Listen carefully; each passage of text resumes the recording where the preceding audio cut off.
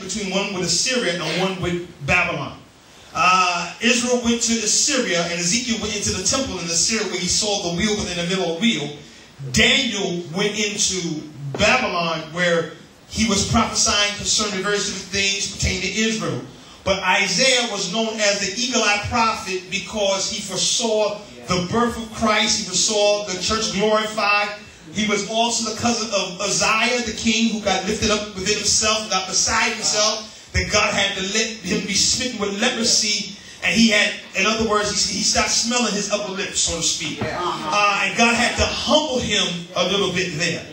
But even as you look into the Gospels, Matthew, Mark, Luke, and John, it tells us also, show you also the 4 parts. And I often tell people that are newly saved and newly born in God, it's very imperative that you learn the Gospel. Never mind the Old Testament, because if you don't know the basics of salvation where the Scripture is concerned, you get confused going into the Old Testament.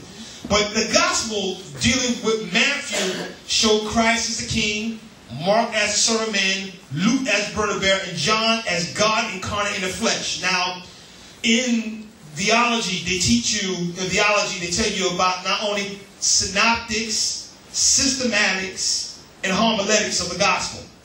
And what the 4 gospel deals with homiletics, or in other words, there is a harmony or a rhythm in which God speaks things.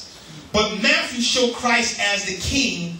And if you read, I believe it's from Matthew chapter 1, verse 17 on down, you'll read where it begins to go into detail to tell us about the lineage or the genealogy that Jesus came through and how he was known as the son of David. Now, some people may say, well, I read that, but I don't understand what that means. Well, what it meant was this. Every king in Israel that done righteous, they called them the son that died, and he slept.